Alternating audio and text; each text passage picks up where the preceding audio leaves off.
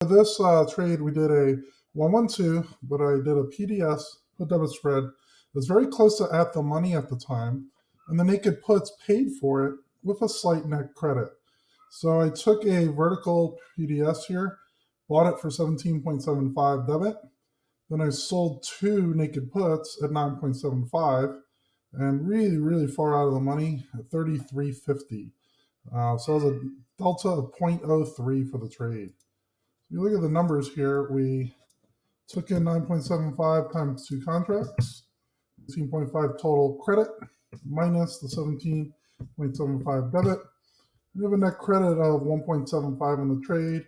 It's a 5 multiplier. So we're looking at a big, juicy $8.75. Essentially, it's nothing when you look at commissions.